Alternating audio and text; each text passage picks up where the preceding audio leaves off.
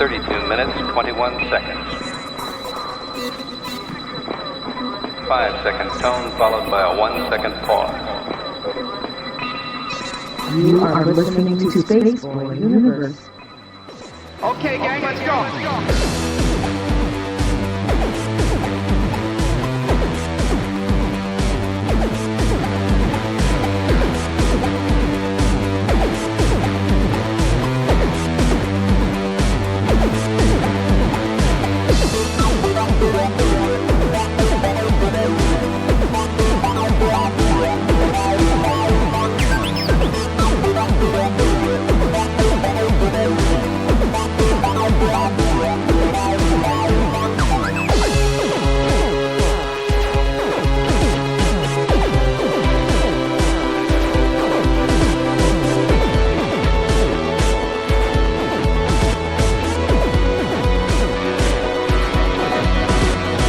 From the space city called Houston, Texas, welcome to Spaceboy Universe, featuring Spaceboy and the lovely Surlana.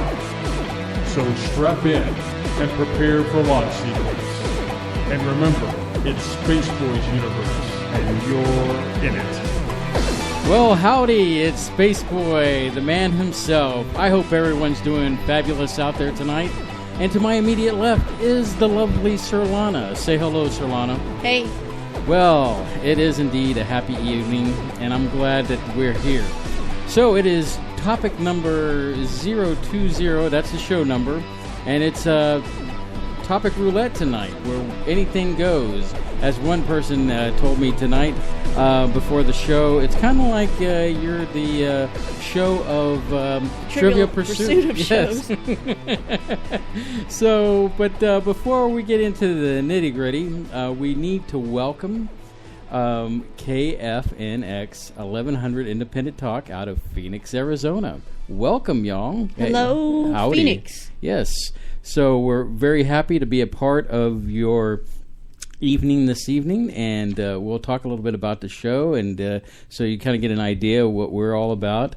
We want to definitely thank Francis Battaglia for giving us this opportunity to bring Spaceboy Universe to the Phoenix area, and so y'all are in for a treat. Also, we want to give a quick shout out to Robert Baumbach. I believe that's his last name, and please forgive me if I butchered that, Robert, and Brandon Swetzer for helping us get this all organized and up and running tonight. So thank you, guys. We really appreciate it. And thank you for the opportunity once again, Francis. We're looking forward to giving you a great show for the station. So with that out of the way, so I am Spaceboy, and to kind of give you an idea who I am, I'm a musician, and I've been writing music for the majority of my life. And it wasn't until the late 90s that I took on the persona of Spaceboy, which at that point I embarked on a writing mission of music. And I guess you could say after 18 releases, I got to a point where, I wanted to do something else. But I still wanted to stay with Spaceboy because it had become such an identity with me, and people related to me. And so I've kept it. And so I thought, I need to do something different. So I had ventured to, I have a friend out in the market that does this exact same thing. And I've done music for a show. And that kind of opened it up, my eyes to maybe doing broadcast over the air, digital-wise, and now terrestrial-wise on radio. So I embarked on a trip to Contact in the Desert. And, I got to know people out there. I got to see what they did, and I thought, I'd like to try this. So flash forward, after my second trip to the desert, I guess it was about September, I drugged my wife into this thing and told her, yeah, we'll just do a podcast and see how it goes. Well, it turned into much more than that. Wouldn't you agree, Surlana? Yes, it did. To say the least, right? So on September 28th, we began our broadcast for Spaceboy Universe and made it really official, and got a DBA and all that good stuff, and so it's really hardcore, and I'm just trying to make something different. And even though it's still Spaceboy, it's still got that flavor. It's growing in leaps and bounds, and it's very exciting to watch. So, and as you can see, this is our 20th show. Well, actually, it'd probably make it 21 because there was a show that we repeated just because we had a gig to go to. But so, it's all good in the neighborhood. So the idea for the show is that, I mentioned Contact in the Desert. And basically, when you think of that, you think the who's who of paranormal. You have like Jim Mars, you have Linda Moulton Howe, you have Stanton Freeman. So you get a lot of people from the UFO community, and I thought, well, I didn't really want to do a show that was strictly fringe-based, fringe science. I wanted to do a show that would basically showcase some of the things that I like to play or like to listen to, or, music was definitely a thing that we wanted to incorporate in the show. And like I said, fringe science, I do like fringe science, but I didn't want to make it the emphasis of the show. But then I threw in stuff like pulp culture and technology, games, and history. So I guess it was appropriate when a friend of the show said, yeah, you are like the Trivial Pursuit of talk shows. So far it has been fun in the sense that it's engaging. I've been able to incorporate the topics with my wife, and she enjoys partaking in that.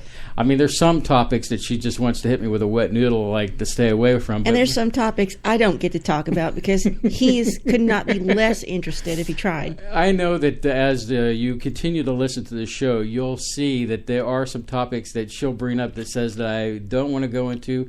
But I think at some point, just to make her happy, because, a happy wife is a happy wife. So at some point we want to make her happy, and we'll have to address some of these topics. In fact, later on in the show, we have a pre-recorded interview that I'm looking forward to playing for y'all. Art Webb and Mark Schwartz of Truth Funders gave us a call today, and we did a pre-interview. And we're going to play that for you tonight, but we also do a secondary show, which is kind of a podcast that doesn't quite fit into the universe that we do play into tonight, but it can be played later. So, yeah, data bites is what we call it. It's just small little bites of the universe. So, but you're going to get a taste of that interview and get to check that out. So I've jibber-jabbered a little bit. Surlana, did I miss anything? No, you explained what we're about, and if they want to learn more or they want to listen to our older shows, we have archives on spaceboyuniverse.com, and you can follow us on Twitter at the SB Universe on Twitter, and our archives are on our YouTube channel, so do subscribe to that if you like going to YouTube. We're also archived on SoundCloud, but Spreaker as well, TuneIn, and Stitcher. Yeah, you bring up a good point. Also on, we have Twitter that you can follow us on, but make sure that if you want to leave a comment or something, or you have a question, hashtag us at #SBUniverse. That's a way to, if just to get the information out, or a question or anything good to that. Also tonight, I'm employing the Space Cadets.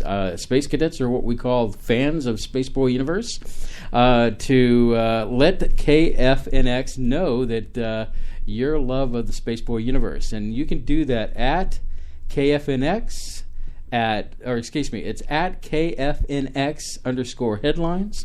Include that in your tweets tonight and show them the Spaceboy love that you give us. Give it to them. Let them know that you love the universe. So, anything else am I missing, Surlana? I can't think of anything. He's got it all covered. Well, we're having a great time tonight, and like I said, it's going to be topic roulette. So, it's if you want to join along, it's very simple. There's that through Twitter. You can call us on the hotline, which is 713-701-5214. That's 713-701-5214 is the number you can call in. In fact, you can call in just about any time tonight. We'll be taking calls all night. It's kind of an open forum. Like I said, when we do topic roulette, we're not kind of nailed down to any particular topic. We go from topic to topic just to spread around the normal topics that we cover here on Spaceboy Universe. So with that said, we're about to take our first break here, but when we come back, it'll be all good in the neighborhood. So let's do this. So you're listening to SpaceboyUniverse.com. Also, you're tuned in to KFNX 1100 Independent Talk.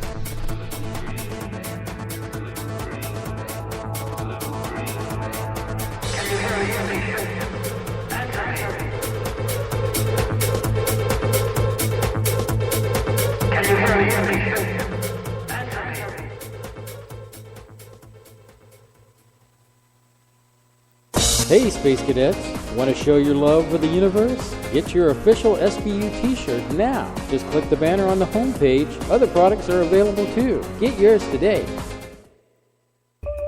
Hello, Space Cadets. This is Surlana, and I realize you are busy and can't always be there for our live show. Fortunately, our shows are available on demand on Spreaker, YouTube, iTunes, SoundCloud, Stitcher, and TuneIn. Just search for Spaceboy Universe.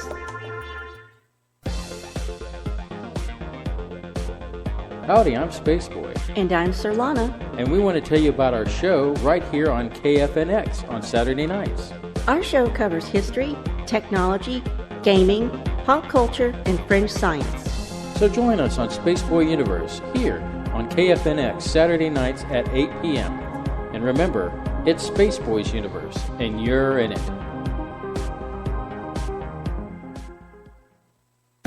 This is author Jordan Root. You are listening to the Spaceboy Universe. This is K28, and I'm listening to Spaceboy Universe. Hi, y'all. This is Lori calling from Texas, and I love listening to Spaceboy Universe. Rock on, Spaceboy. Hey there, this is Wendy. I'm listening to Spaceboy Universe. Hey, this is Elisha, and you're listening to Spaceboy Universe. Hey, y'all. This is Lorelei DeLille. I listen to Spaceboy Universe. Don't you? Tell your mom and them I said hi.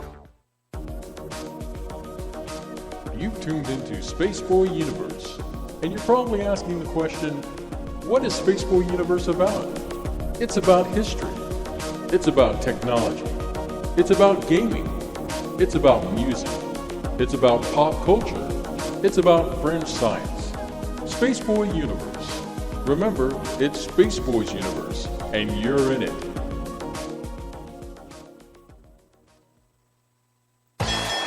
The epic battle begins this Friday. Direct from ringside at Laser Death Melt Pit. Bot versus Bot in Galaxy's 2-ton weight championship, where your challenger, Good Bot, will face the reigning champion, Bad Bot. You're terminated. Reserve seating starting at $30. 2-drink minimum, where ladies don't get in free.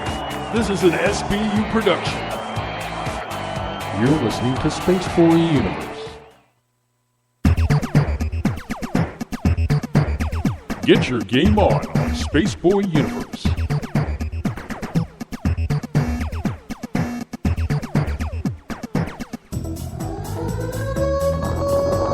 Level up with Spaceboy Universe. No quarters, no problems. Play it at Spaceboy Universe. Hey, Surlana. Yeah, Spaceboy? A lot of people have been asking about T-shirts from the universe. They have? Yeah, in fact, they've been, seeing these things pop up here and there, and they've been wondering where to get them. Well, all you have to do is go to SpaceboyUniverse.com, and there is a banner ad right there you can click on, take you right to the store so you can grab a T-shirt for yourself. Is it just T-shirts? Well, no, there's more than just T-shirts. You can take a piece of the universe with you on many different kinds of products. Sounds cool. Go to SpaceboyUniverse.com. Hey, Surlana! What? If Spaceboy Universe was cheese, would you eat it? Come on now, it's a simple question. Maybe. SpaceboyUniverse.com. Techno, dance, atmospheric moods? Yes, my friends. My latest release, Digital, has something for everyone. Even makes a great gift for Grandma. Buy your digital download at SpaceboyMusic.com.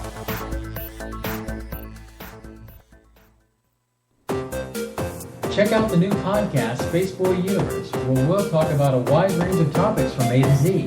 And remember, it's my universe, and I'm trapped in it. What? SpaceboyUniverse.com. Hey kids, grab your milk and cereal. It's Spaceboy Universe time! Yay!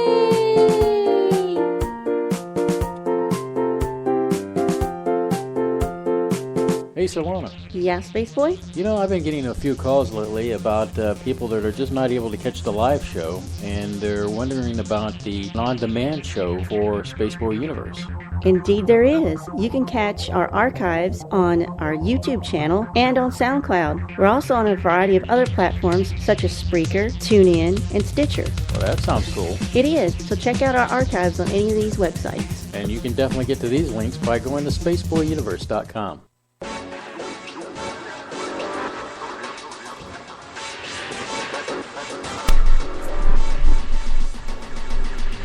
To call in, dial area code 713-7015-214. You are listening to Spaceboy Universe.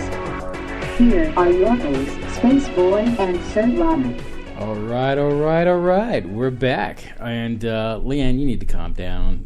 One of our followers out there, you know what I'm talking about. You about made Surlana over here just spew out all her drinks, so that would have been no bueno.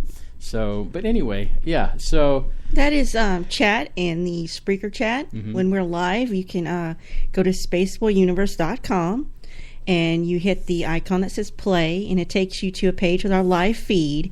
And when you're there, you'll see a tiny little talk bubble icon, like a little cartoon talk bubble. Well, if you click it, take you to our live chat. I believe right on the player that's on the site, it'll have the little chat bubble. You'll have to sign up for with a Spreaker login, but that's free. Mm-hmm. But once you get in there, there's the rest of the motley crew, and they're living it up there. The Space Cadets, as I call them, and what a motley crew that they are. And they're on fire tonight. Let me tell you. They are on fire tonight.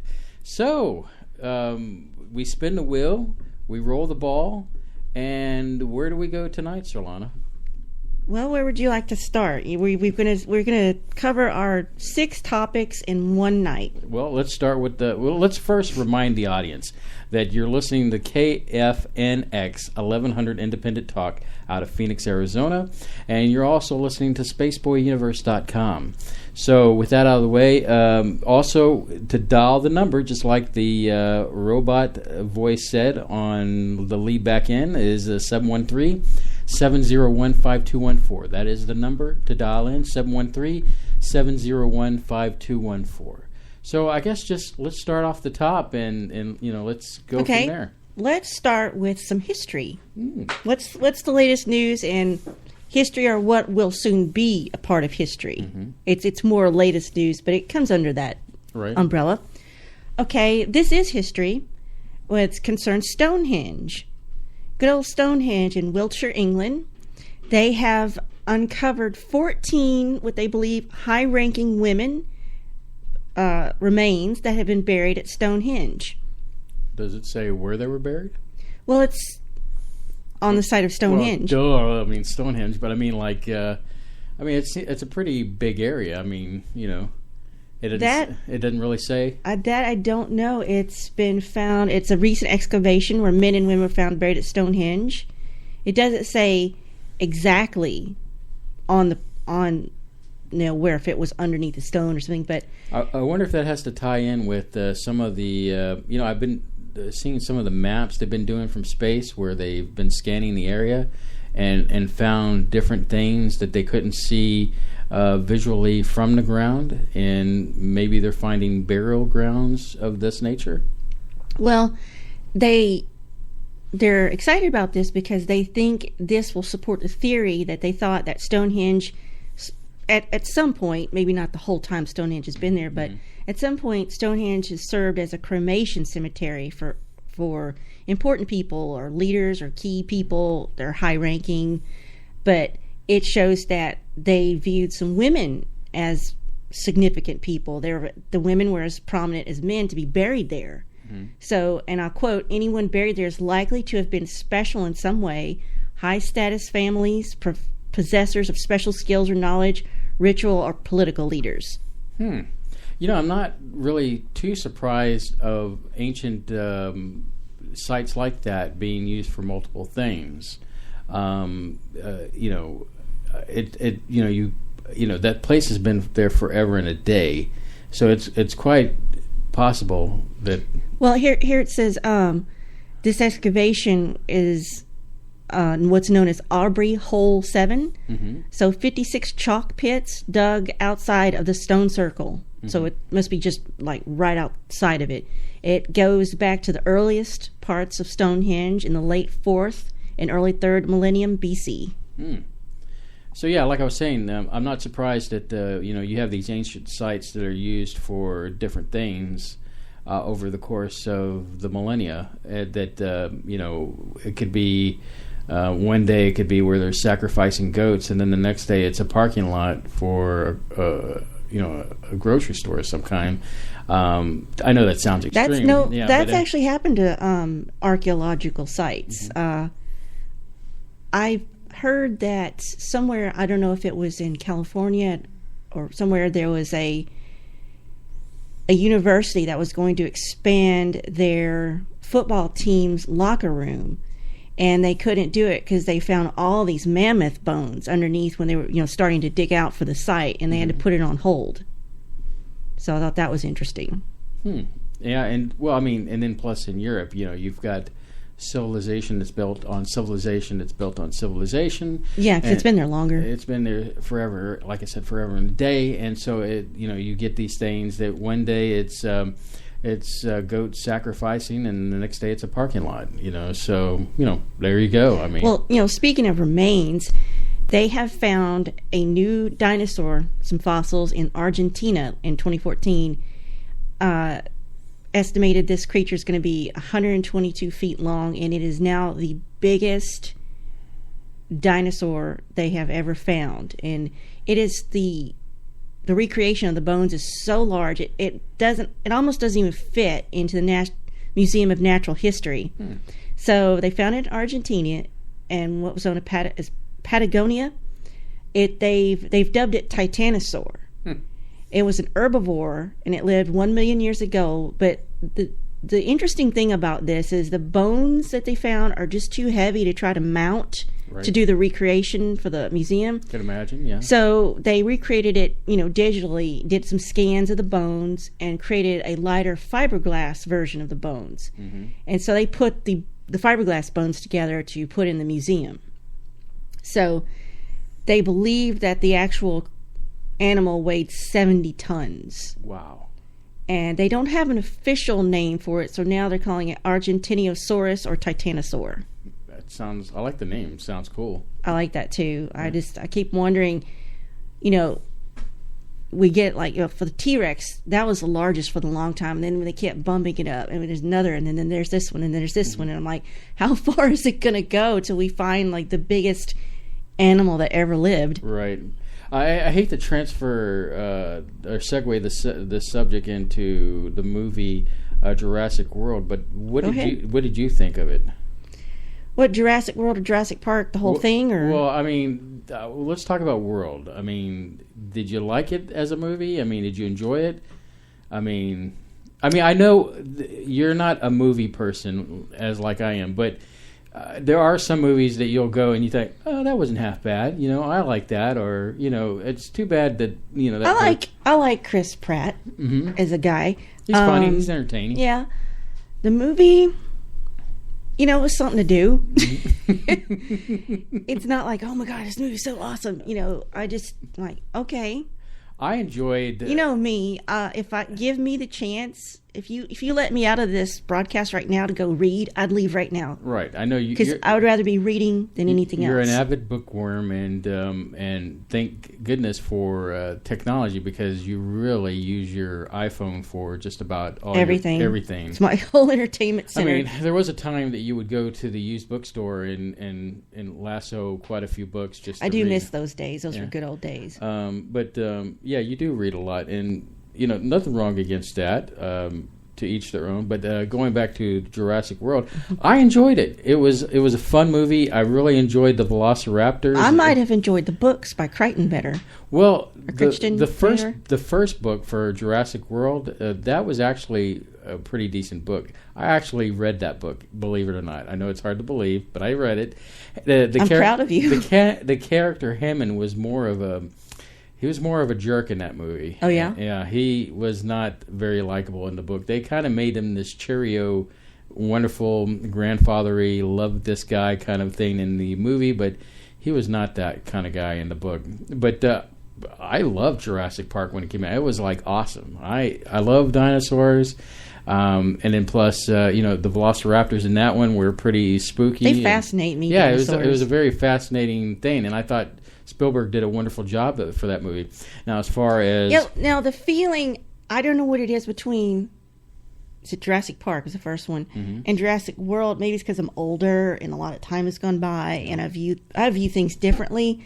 You don't have that same sense of wonder and awe that you did with the first one, because I guess because we know too much. They drive that point home in the show because everybody's on their phone, and it's like, hey, look, we've already seen this dinosaur. Okay, whatever, and they're on their phones, and so they kind of bring that topic up in the movie. And it's got to be something amazing to get you to look away from your device. And that was the theme in the movie, is they had to create a bigger and better and badder and scarier dinosaur just to keep the audience or the attraction in that movie, glued to it. Yeah, they only made it to get more visitors. Exactly. Which just seems like, and that kind of goes into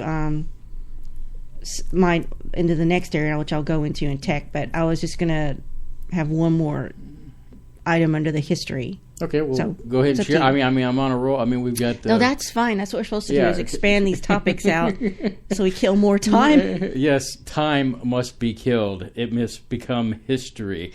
But, but just going back to the Jurassic Park and World thing, I really enjoyed it. I like Pratt. I mean, I like them in Guardians. I can't wait for the next Guardians. Yeah. I never. That was a fun movie. Guardians of the Galaxy. Yeah, I never caught him in the. I guess he was in the show Parks and Recreation. I just can't get into something like that. I just and when you get if you're not sold into a TV show, I kind of no way to get me into it. I can't. I get this to the point where either I'm going to binge watch it, which will drive you crazy. Which I got to find some, but that's fine. It lets me off the hook, so I can go read. You feel like, okay, I've got 128 hours that he's not going to bother me, so I can go off and do something else. So I do have that tendency to binge watch something, but Chris Pratt, there were rumors about him becoming the next Indiana Jones, but then I heard that he's not going to be. That actually Harrison Ford is probably going to redo his role as Indy, and so we can only wait and see how that goes down. So I mean, but Chris Pratt in the next Guardians, I think that's going to be pretty cool. What do you think? I'm kind of looking forward to that. I know we'll go see it. I know we're more looking forward to. Well, I don't know if you want to talk about that right now, so we get these topics. Well, what do you just laid out there? People want to know. Deadpool. Oh yeah, Deadpool. Yeah, that's we're kind of going down the Marvel list, aren't we? And yes, the funny thing is, and I guess maybe I might be sharing too much about you, is that I think you're looking forward to the crudeness of Deadpool, and because he's such irreverence. He's such a smarty. He doesn't take it too seriously like these other Marvel universes. Although Ant-Man was sort of sarcastic and snotty. It was, but that's Paul Rudd, though. Yeah, Paul Rudd. But that the Ant-Man movie, although I know where you're coming at, I don't think it's going to be like Deadpool. Deadpool is going to be way like different. Rip a Band-Aid off a hairy arm, a guy has a hairy arm. You know what I'm saying? Strange analogy, but I had to go there. So anyway, but yeah, I think that's going to be hardcore with Deadpool versus something like Ant-Man. Ant-Man was still enjoyable by all audience. But I did like Ant-Man. It was really good. There was a key scene at the end of the credits that we missed. We rented Ant-Man, but which ties into Civil War, Captain America: Civil War, right? Which we did not see, but we saw it. I saw it elsewhere. Mm-hmm. So yeah, we'll definitely have to dive in a little bit more of Deadpool later. Maybe somebody can call in and give us what their thoughts on with Deadpool and kind of go from there. And what's that number if they want to call in? Well, Surlana, that number is 713-701-5214, and you're listening to KFNX 1100 Independent Talk and Spaceboy Universe. We'll be right back after this.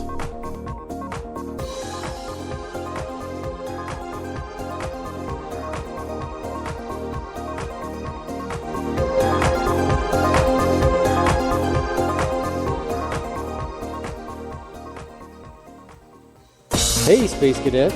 Want to show your love for the universe? Get your official SBU t-shirt now. Just click the banner on the homepage. Other products are available too. Get yours today. Hello, Space Cadets. This is Surlana, and I realize you are busy and can't always be there for our live show. Fortunately, our shows are available on demand on Spreaker, YouTube, iTunes, SoundCloud, Stitcher, and TuneIn. Just search for Spaceboy Universe. This is author Jordan Root. You are listening to the Spaceboy Universe. This is K28, and I'm listening to Spaceboy Universe. Hi, y'all. This is Lori calling from Texas, and I love listening to Spaceboy Universe. Rock on, Spaceboy. Hey there, this is Wendy. I'm listening to Spaceboy Universe. Hey, this is Elisha, and you're listening to Spaceboy Universe. Hey, y'all. This is Lorelai DeLille. I listen to Spaceboy Universe. Don't you? Tell your mom and them I said hi. The epic battle begins this Friday. Direct from ringside at Laser Death Melt Pit. Bot versus Bot in Galaxy's 2-ton weight championship, where your challenger, Good Bot, will face the reigning champion, Bad Bot. You're terminated. Reserve seating starting at $30. 2-drink minimum, where ladies don't get in free. This is an SBU production. You're listening to Spaceboy Universe. Hey, Surlana. Yeah, Spaceboy? A lot of people have been asking about t-shirts from the universe. They have? Yeah, in fact, they've been, seeing these things pop up here and there, and they've been wondering where to get them. Well, all you have to do is go to spaceboyuniverse.com, and there is a banner ad right there you can click on, take you right to the store so you can grab a t-shirt for yourself. Is it just t-shirts? Well, no, there's more than just t-shirts. You can take a piece of the universe with you on many different kinds of products. Sounds cool. Go to spaceboyuniverse.com. Hey, Surlana! What? If Spaceboy Universe was cheese, would you eat it? Come on now, it's a simple question. Maybe? Spaceboyuniverse.com.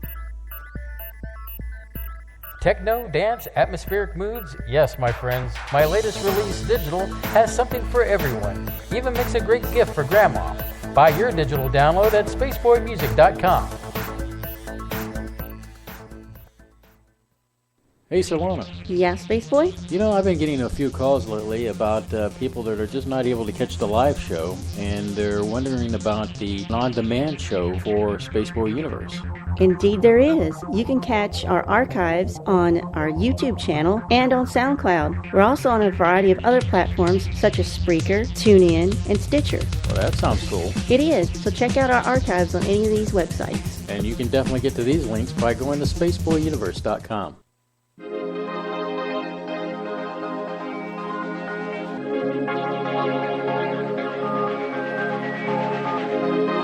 To call in, dial area code 713-701-5214. You are listening to Spaceboy Universe.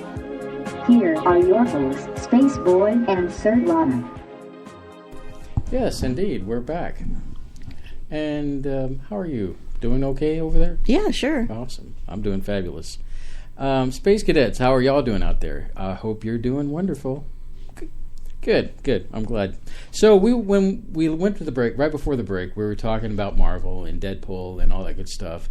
So you're looking forward to the, which will be, I believe it's the 12th of February. That's soon. With Deadpool coming out. So, Surlana and I have an agreement that basically she'll go to any movie that I want to go to as long as I pay for it and provide her snacks and probably throw in an icy. That's always a bonus for her.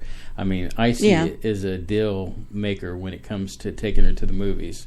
So the icy is a plus. And I don't know, I guess icy here, Slurpee in some places if you got a 7-Eleven. It's a nice, cold, refreshing ice drink that she likes to get on her menu and if we go to a movie. So is there anything else that's... I got one more in the history category. Sure, shoot. That I'm kind of interested in this. Now, the Chinese news agency released a statement saying that China's going to send a space probe to the called the Chang'e 4, and that will launch 2018, it's going to go to the moon, and it's going to make a soft landing on the far side, or what we call the dark side of the moon, which is just a way to say it's not actually dark, not physically dark. It's just a way to say it's dark because we can't see it. It's the back side of the moon we don't see. Now, what's interesting about this is they're going to send a rover there. But once you get back there, you can't get the signals, right? Right. So they're going to have to put something in orbit to send a signal to the satellite, to send a signal down to the moon.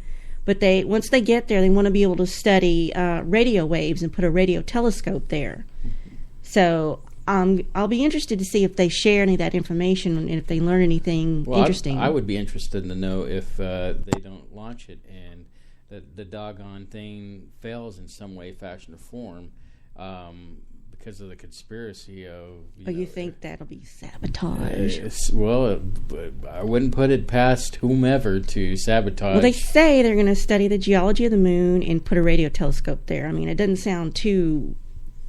insidious or anything. So maybe they'll get us some better pictures of the Nazi base that they have on the other side of the moon. Well, there's this grainy photo that they showed on the website I was looking at from a Russia satellite, or a flyby they did, and it's really super poor quality. But of course, NASA's got plenty of this, but I don't know if this is something you can find easily. Can you find pictures of the backside of the moon that'll look good? I'm sure you can Google it. I mean, doesn't Google Maps have a moon terrain? Google Moon? Yeah, Google Moon. I believe so. They also have it for Mars. It's some of the pictures are pretty good. Some of them are kind of but. With those images, you get what you want, but it's always like I say, that if you look at a Google map image and it's blurred out, just go to MapQuest and it has it unblurred out. So, I'm not saying that MapQuest has the moon pictures, but, that's what you get. You might see somebody falling on the side of the sidewalk in a Google map picture, but hey, it's a bonus. It's Google Maps are entertaining. They are very entertaining. You saw that top 10-5 list that you were talking about earlier. Top 10-5? Don't get me started on that. I was just trying to talk and I couldn't get my brain together. And she was having such a difficult time trying to explain to me that we really need to give a top 10 list. But she was saying a top 10 list of 5, but and I was like, and I couldn't get off it's like my brain got stuck in this rut. Top 10, 5. What am I trying to say? And I kept saying, don't say 5, just say top 10, and then what's the list? I don't know where I was going with that. But yeah, if more power to China, if they can take some snapshots. I'd love to see it. I'd like to. Know what results they get. Do you think they'll share them? No telling. I mean, one can only hope. I mean, I'm sure that it's a feather in their cap to show. Yeah, they said they wanted to do this because they wanted to be a leader, not a follower in the space game. So. Oh well. So what do we got next on that list? Okay, let's talk some tech. We cover technology, and that's the easiest subject for us because we're nerds. We're nerds. We're tech people. We're gadget people. We're jobs. We're one of those people that are glued to devices all day long. If we're not on the computer, so the latest thing, is all about drones. All about drones, and there's we could almost do a show about drones. We might want to think about that. So, latest thing is the Dutch are using eagles to catch drones. What? Yes, they are training bald eagles and young eagles to identify drones, grab them out of the air, fly them away from a public place. First off, I can imagine that would probably hurt a bird.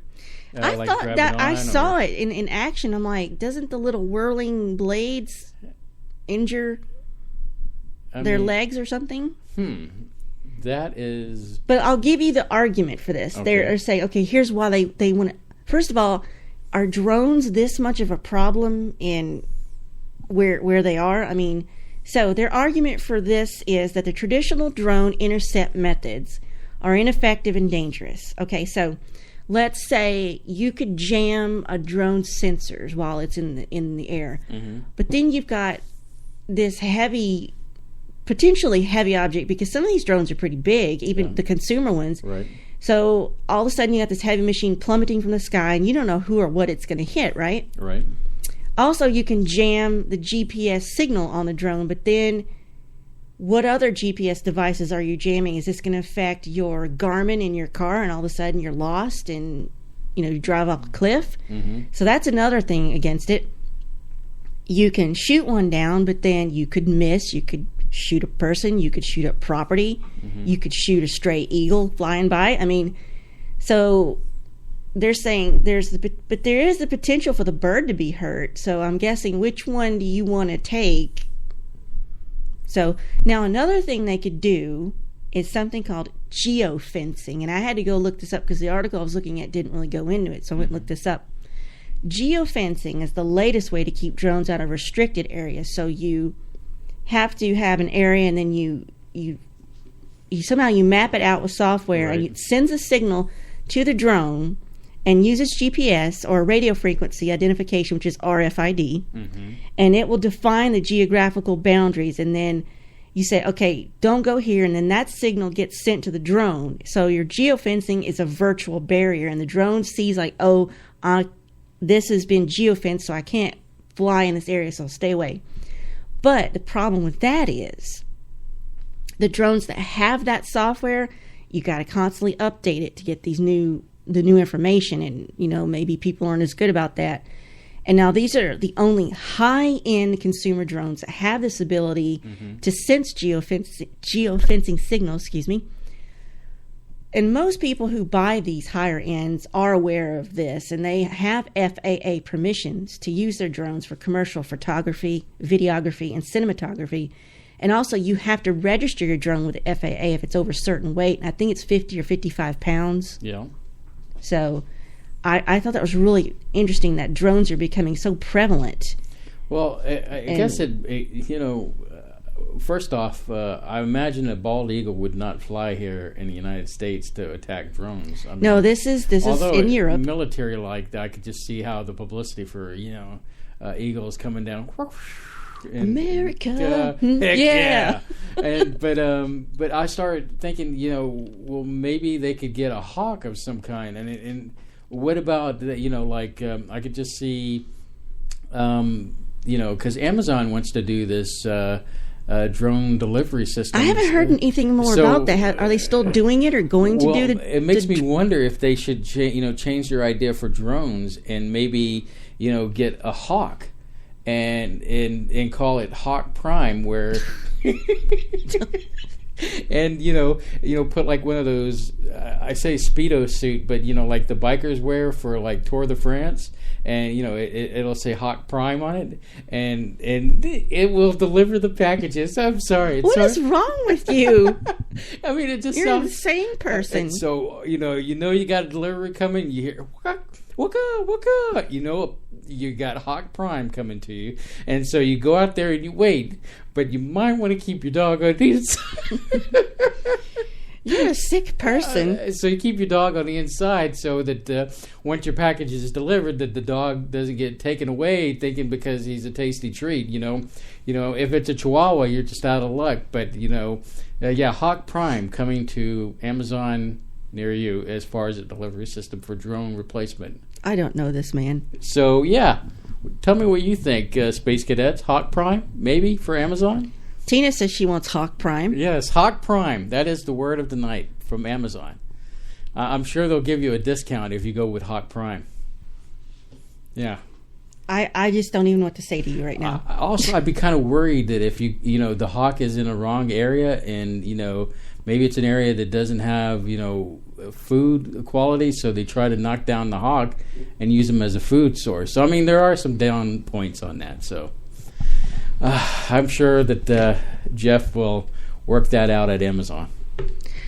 Moving right along, just going to tap dance right away from all that. So, here's another thing that kind of, I don't know if I'm disturbed by this or what. The UK gives a go-ahead to gene editing in human embryos. And I'm thinking, did they not watch any Star Trek whatsoever? Mm-hmm. So, Kathy Niakan, I don't know how to pronounce her last name. She's a biologist at the Francis Crick Institute. She wants to use the CRISPR/Cas9 gene editing system to study donated embryos in their first 7 days after fertilization, and then she'll discard them. Okay. She wants to tweak their genes in the embryo cells, and this will help her and her team understand how an embryo develops into a healthy baby, research that could lead to improved success rates for in vitro fertilization, so they say. I'm just thinking con. I think that's what some other of our space cadets are thinking out there. They're all saying con. Hey, can you explain that to people who are not Star Trek fans? Well, I mean, I guess in the show, they basically had what they called augments, where people were enhanced with genetic manipulation to be stronger and faster and be able to perform tasks with a high ability of physical activity. So basically they went in there and did gene editing on humans, and they created these augments who were harder, better, faster, stronger. And this turned created out to be a scene from Daft Punk. Yeah. And it went wrong somehow, and you got Khan Noonien Soon. And that's what basically the Wrath of Khan was about. You know, he was upset about. Well, I mean, I guess it was perfect that Cumberbatch played Khan then. I mean, he does look like... Oh, yes, and this was in one of the second Star Trek reboot. And this is a subject that's not just in the movies. It actually gets covered in Star Trek Deep Space Nine. And you find out that the Dr. Bashir has been genetically altered, and his parents did it when he was really young, and they kept it a secret. Because in the Trek universe, if you do gene fiddling, you go to jail. You get incarcerated. Because of the eugenics war with Khan, they learned no more messing with genetics. And I guess in the beginning, I mean, he knew, because I think he kind of explains that he tries to like hold back from being too smart. Yeah, he tries to fit in so he doesn't look too special or gifted. You know, and so when it all comes out, his father turns himself in and goes and serves his time in whatever futuristic jail there is. I thought that was, once again, you know, I think we both agree, and here we're heading into Star Trek talk. That was a fairly well-written, good episode, because it had Dr. Zimmerman, who was responsible for creating the Doctor that we see on Voyager. The Doctor hologram on Voyager, played by Robert Picardo, who was awesome. So basically, in that episode, he's looking to upgrade the Doctor program, and they want to model it around Bashir.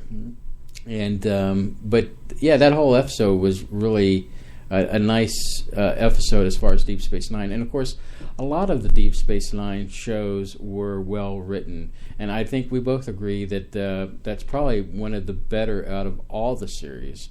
I mean, just for writing and storyline arcs. And especially when Worf came on there. We shouldn't get too deep in this, because we do have it's coming up, but celebration of Star Trek coming up. So, but I didn't want to go too deep into it, because we got to save some. Fine. There's enough peanut butter and jelly to go around for the whole world. But as far as the messing with genetics thing, yes, the genetics thing. We're back to that. So yes, which was another episode on Star Trek Voyager, when B'Elanna had the stain attached to her back, and they had to use a hologram of a Kardashian that had was kind of like the Dr. Mengele? Yeah, of the Kardashians. And Kardashians. Did I say that? I don't know why. I imagine them as the It's this terrible pop culture world we live in. You can't get away from the Kardashians. You want to say it too. It's almost as bad as you'd want to get away from a Kardashian pancakes. Too, if you were, you'd probably want to get away from both of them. Gosh, if they do not start that, oh my God. Anyway, so please continue. Where are we at now? Would you like to go on to the next thing? Yeah, sure, why not? So, still in the tech category, YouTube Red. Do y'all know about YouTube Red? I do. This is YouTube's new monthly subscription service for $9.99 a month. This means no more ads interrupting your videos. So once you sign up for it and sign in YouTube, no matter where you're signing into YouTube from, you won't see any ads unless it's a paid movie or something, it may show an ad net. But if you're just doing normal video browsing and watching and listening, no more ads. Oh, we got it. Now, have you noticed a reduction in ads or no ads? Yes, but we're doing it under your login, so we've only seen it on the Roku YouTube app. Mm-hmm. They say on the desktop version and on the TV and mobile app, there'll be no ads. Now, for you, if you log in to YouTube on your phone, you're supposed to be able to watch and listen videos offline, meaning you can download them and listen or watch. You can listen while you're doing other things on your phone, which is something we like. If only I could just listen to this and go check Twitter at the same time. You know, or like if there is because we listen to a lot of speakers on YouTube, and it's not anything worth watching, but it's quite entertaining to listen to. And that is a drag because, if, like, say if you're trying to settle down for the night, you don't want this bright light coming from your phone, and you just you really just it stinks. So, but this feature is only available for Android and iPhone. Oh, so it lets you download videos to your phone or tablet up to 30 days, and you get to watch it without being connected to the internet. You can also listen to videos on your phone or mobile device while you're in other applications. But this is only available in the U.S. right now. And so, have you tried any of those on your phone yet, or did you know you could do this? Or well, I haven't really tried any of them. I've been letting you take the lead on it. I mean, we did get the account for my account so that we could watch it on the Roku. Yeah. But well, I don't have it on mine. I'd have to get an account and sign up. But I have just the YouTube app on my phone, and oh my gosh. I watched a video that was, it's longer than 10 minutes, but it was under an hour. I got interrupted so many times with the same ad. Mm-hmm. It was the same ad for some tequila. And it was just over and over and over and over and over. And I'm like, okay, jeez. Well, I wouldn't see... tequila doesn't seem so bad. I mean, it was a fairly I benign ad, but it just... I was interrupted every 30 seconds, it seemed like. When I watch Mike and James Mondays, which is, I guess, from Cinema Massacre, sometimes they have when I've seen some of the commercials, it's like, okay, do I really need to see the bear and see how many Klingons are on his fur? I mean, I get the commercial with the toilet paper. I guess I can do without it, but, okay, it's why am I watching a toilet paper ad for this video game channel that I'm watching? You want it to be more relevant? I would love it to be more relevant. I mean, more like Hulu or something, well, where you Hulu, pick your ads. Like, is this relevant to me? Well, and Hulu's another thing altogether. Yeah, I would like it more relevant to me. I mean, I know this is going to sound bizarre. I don't mind some commercials as long as they're relevant to me and short. And they're short. Okay, tell me what you're dealing with. Okay, get out of my way. I want to watch the rest of this program. Mm-hmm. Keep it short, to the point. Let's get on with it. And time is a very important thing in my situation because I want to get on with it and go with the flow. And I don't care to see how feminine products fits into my gaming life.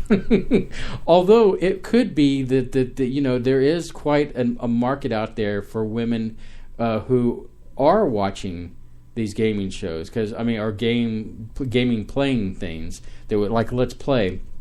You watch these. You watch some that are more... I watch a lot of Let's Play videos because, well, it's just, there's just certain two factions I watch, but the reason I watch them is not necessarily for the game, is because they are so freaking entertaining because they make up their own little games within the games. And I enjoy some of the people you watch. They're just some of the... I have that problem with 3D motion, where it's motion sickness. Yeah, motion sickness.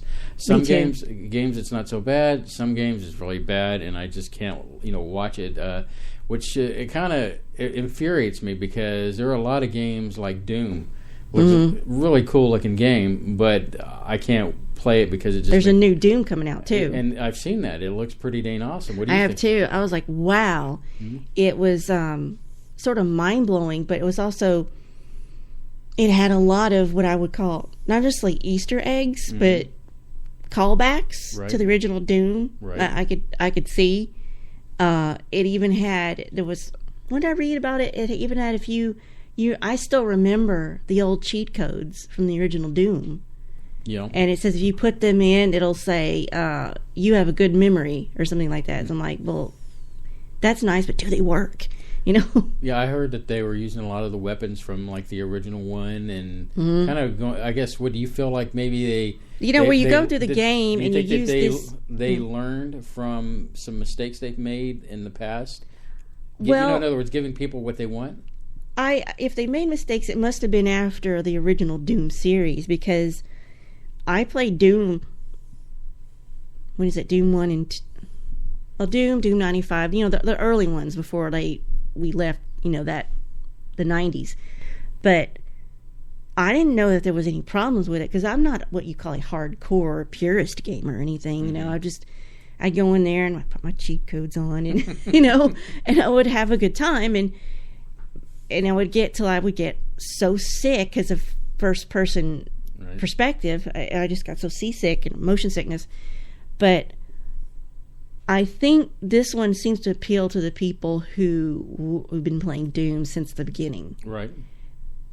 And there's, going back to the cheat codes, I don't find that anything wrong, because, I play Minecraft, and... but with the new stuff, you have to beat the game legitimately before it lets you use those. Not in Minecraft, when you go into the sandbox mode or whatever. Oh, yeah. But you can tell it to give you whatever items. And so I'll play, and we were kind of talking about this earlier, about being a passive gamer, when I used to be pretty active as far as my gaming was concerned. Yeah, the games we play now are really more for zen, kind of like just sort of mindless, and, they're not really for fun or action. They're just sort of... Games are not for fun. They're supposed to be there for misery. I'm not playing this for fun. I know it sounds weird. It's just sort of like playing Free Cell or Solitaire until you get home, or waiting for something to happen, or you're in the waiting room somewhere. And that's kind of how I do my... Although I have been playing Scrabble against myself.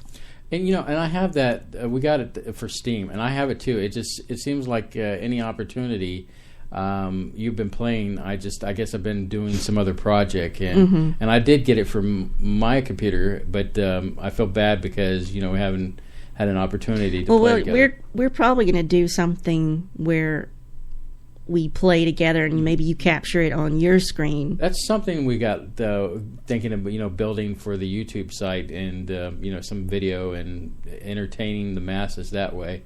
So yeah, that is something on the agenda. But as far as Scrabble, I actually enjoyed the last time we had Scrabble. Really? Believe it or not, it was actually fun. I mean, I didn't win. I figure it's painful to you or something. Well, normally you beat the living tar out of me when it comes to these games, but it entertains you. But I guess what I didn't like is actually sitting in a wooden chair, and I got to actually sit at the comfort of my own. Not having to sit at the table. Yeah, you could do it on your laptop and be doing other stuff. Exactly. So that was kind of a pain in the rear end to actually sit at the table versus actually sitting in front of a computer, not having to worry about any parts to put away and all that good stuff. I enjoy that too.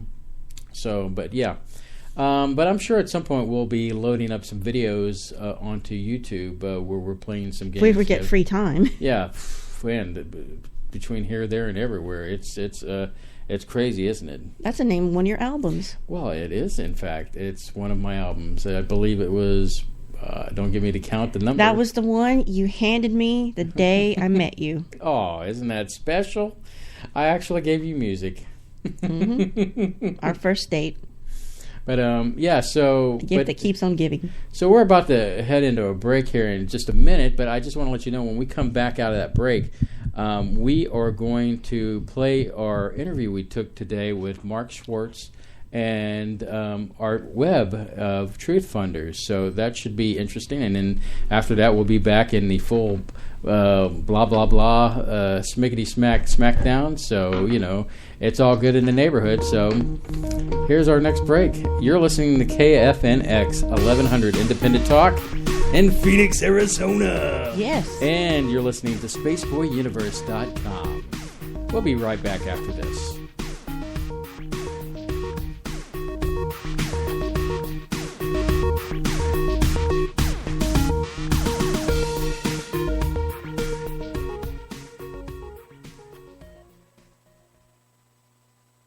Hey, Space Cadets! Want to show your love for the universe? Get your official SBU t-shirt now. Just click the banner on the homepage. Other products are available too. Get yours today. Hello, Space Cadets. This is Surlana, and I realize you are busy and can't always be there for our live shows. Fortunately, our shows are available on demand on Spreaker, YouTube, iTunes, SoundCloud, Stitcher, and TuneIn. Just search for Spaceboy Universe. This is author Jordan Root. You are listening to the Spaceboy Universe. This is K28, and I'm listening to Spaceboy Universe. Hi, y'all. This is Lori calling from Texas, and I love listening to Spaceboy Universe. Rock on, Spaceboy. Hey there, this is Wendy. I'm listening to Spaceboy Universe. Hey, this is Elijah, and you're listening to Spaceboy Universe. Hey, y'all. This is Lorelei Jamil. I listen to Spaceboy Universe. Don't you? Tell your mom and them I said hi. The epic battle begins this Friday.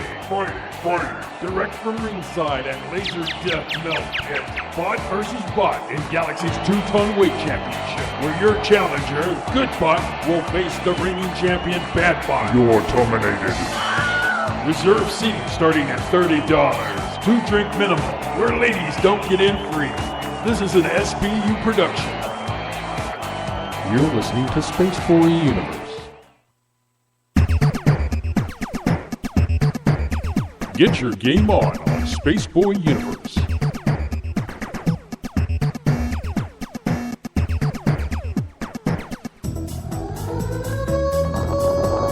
Level up with Spaceboy Universe. No quarters, no problems. Play it at Spaceboy Universe. Hey, Surlana. Yeah, Spaceboy? A lot of people have been asking about t-shirts from the universe. They have? Yeah, in fact, they've been, seeing these things pop up here and there, and they've been wondering where to get them. Well, all you have to do is go to spaceboyuniverse.com, and there is a banner ad right there you can click on, take you right to the store so you can grab a t-shirt for yourself. Is it just t-shirts? Well, no, there's more than just t-shirts. You can take a piece of the universe with you on many different kinds of products. Sounds cool. Go to spaceboyuniverse.com. Hey, Surlana! What? If Spaceboy Universe was cheese, would you eat it? Come on now, it's a simple question. Maybe? Spaceboyuniverse.com. Techno, dance, atmospheric moods? Yes, my friends. My latest release, Digital, has something for everyone. Even makes a great gift for Grandma. Buy your digital download at spaceboymusic.com.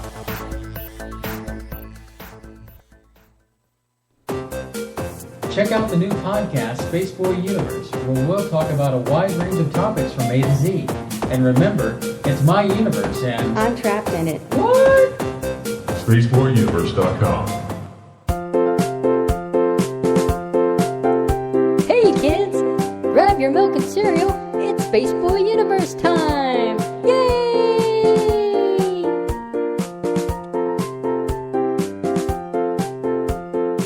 Hey, Surlana. Yeah, Spaceboy? I've been getting a few calls lately about people that are just not able to catch the live show, and they're wondering about the on-demand show for Spaceboy Universe.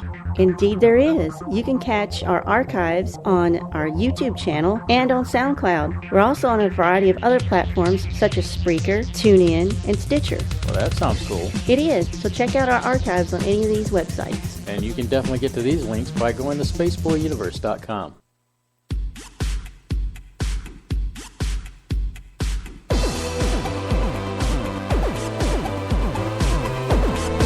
To call in, dial area code 713-701-5214. You are listening to Spaceboy Universe. Here are your hosts, Spaceboy and Surlana. So on the phone we have Art Webb and Mark Schwartz of Truth Funders. How are you guys? I'm doing well. Mark, how are you? I'm doing okay. I'm nursing a throat right now. I was in a play last night. I thought you were going to say nursing a child. Of course, the day before the play actually happens, I wind up waking up with this nasty cold in the throat. So I'm struggling, but I'm doing my best. Well, I'll do all the talking. We have no problem with that. You should drink some you throat always coat. do all the talking, Art. You should drink some throat coat tea. There. Throat coat tea, man, and some honey. So what's this play you're in? It's called A Cajun Midsummer Night's Dream, and it's Shakespeare. It's been reworked or re-edited. Now, some people are like Shakespeare purists, and they'll probably hate the show. For the people that are not Shakespeare purists, they'll actually like it. We've got about, I guess 7 reviews so far, and all 7 have been spectacular, which has been great. But there's always that one person that says you shouldn't screw with Shakespeare, and I totally get that. But I think for a modern audience, sometimes you have to screw with stuff. It's like covering the Beatles. People would argue no, but a band. I say yes. Yeah. Speaking as an English major, my degree is in English. I'm a literature nerd. I fully support messing with Shakespeare. I think he deserves to be messed with. I guess it's like messing with Sasquatch kind of thing. I think you mess with Shakespeare, leave Jane Austen alone. Oh, yeah, the new... Pride, Prejudice, and Zombies. Yeah, don't mess with my Jane Austen. I read that book when it first came out. I have the hardback edition. I thought it was really interesting. And it spawned a whole bunch of mashup books that came out. There was War of the Worlds and Zombies, and War of the Worlds is one of my favorite books of all time. I have maybe 15 different copies of it from different publishers. They also did, there was just a whole bunch of them. The same author came out with Abraham Lincoln Vampire Slayer. Oh, that's not the same author? I thought that was like a mini genre that a bunch of like kids flocked to. That's all just one author? Well, those two are one author. Oh, okay. By the way, Jane Austen, I don't know how you guys keep up with this Jane Austen stuff. I can't understand a word they're saying, and I in turn give up after about like 2 minutes of watching. A lot of people think that about Shakespeare, too. Shakespeare can understand, no problem, but it's Jane Austen stuff. I just can't keep up with what they're saying at all. Well, you think, that the reason why people kind of mess with this stuff, on one hand it's fun, but... okay, take something that a lot of people don't care about or don't even know about that's out there. I think a lot of people, they mash this stuff up, and on one hand, purists will say, oh, it's horrible, why should you mash it up? But on the other hand, there's a whole audience out there that's never been exposed to Shakespeare or Jane Austen or any of these classic pieces, and this gives them an opportunity to get interested. And who knows, maybe they say, I really liked what I saw here, and now I'm curious about the original piece. And I would be happy to explain Jane Austen to the people who can't, but I'm not allowed to talk about it in this household. Yeah, or on this show, I would think. I think we're really getting, we're probably, if we're up to Spaceboy, I would say we're probably getting long in the tooth with talking about sorry, you're going to have to edit that. Talking about Jane Austen and what have you on this Spaceboy show. Yeah, it's not going to happen. The reality is it's my universe, and I'm trapped in it. Yeah, so the reason why I got you here is because y'all are about to embark on a new endeavor. Are we going to officially announce what we're doing, Mark, on Spaceboy's universe? So Truth Funders is our radio show, and you can hear it Wednesday nights on the Inception Radio Network. You just go to inceptionradionetwork.com. You can also search for Truth Funders. We do have some shows on YouTube. YouTube isn't our huge audience, our big audience. We have about 170,000 listeners. That comes from Inception Radio Network itself and also iTunes. But we have a brand new project coming out, and I'm really excited about it. The project is called Comment Haters. You can follow it on Twitter at Comment Hater Podcast. And what we do is we specifically go in and we talk about an article each week. Sometimes it's 2 articles.